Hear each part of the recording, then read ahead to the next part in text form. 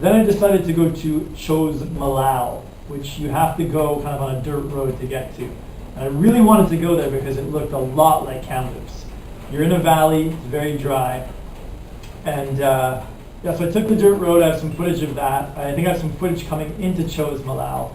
I camped there for 2 nights as well and did a little exploring. There's an amazing river kind of with trails on there. And so I have a video of that, some video of the hills, video of the sunset, video of the city from this sort of lookout by the river. And also the other day I went up, it was very stormy up onto the other side and took some videos.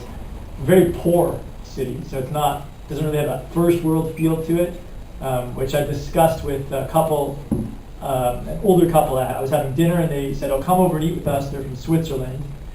And they felt that it was very poor in Chos Malal, and I did too, but I loved it. It was an amazing place. I think there's a picture on the internet, I'll put it here, where it shows it in winter with the snow. It's awesome. So I did 2 nights in Chos Malal, and then went up to an even smaller little village in this place called Andacollo, which is like a little mining town or something, way up in the mountains.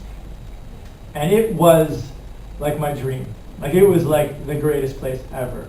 I camped there, wandered around all day, fell in love with a statue that just blew my mind. The place, oh my God, like I'll just show you a video of it. It's like the greatest thing in the world. Little tiny town, like 5,000 people. Went into town to get some dinner at night and then went to go get my chocolate bars for dessert, like I always do.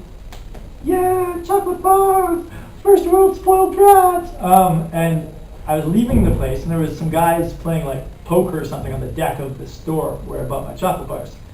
And I was talking to them briefly, and then I saw a guy run by, and he looked like he was running pretty fast. So I'm wearing my sandals and my jeans and got my chocolate bars. And I started running to catch this guy. And I was like, I'll do it. So I caught up to him, and I started to talk to him.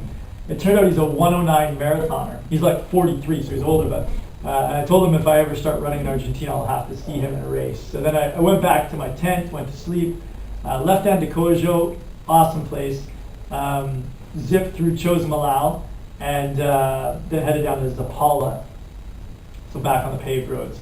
And Zapala had a nice little sunset waiting for me. I have some video of that. I was camping there, but didn't really have anything else. Kind of a crappy town. I think I have some footage of the town. Flat. It was a gray day. Super windy, like crazy windy. I was covered in dust in my tent. It was crazy. Went into town to use the internet. Insane winds. And in the cafe, like my adapters, I have a bunch of different adapters, like for my phone and my electronics. And one of them was kind of having some issues, and it wouldn't pull out of the wall. So right when I was going to leave the cafe, I went to pull it out. It wouldn't happen. So I took a spoon off the table and like tried to do that, but I guess the spoon hit like the connection point for the electricity, and all the power in the cafe went out. I knew what had happened, but no one else thought it was me. They thought it was just the wind. So I took my stuff and left. I was like, okay, no one found out. Go back to my camping spot. I'm getting ready for bed, and then I see these flashlights. So these police officers come over, and I was like, damn it.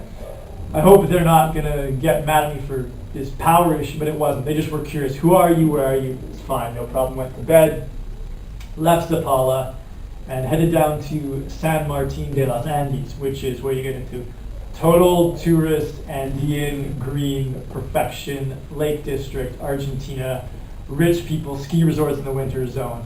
So I had 2 nights or 3 nights, I think 3 nights booked in San Martin.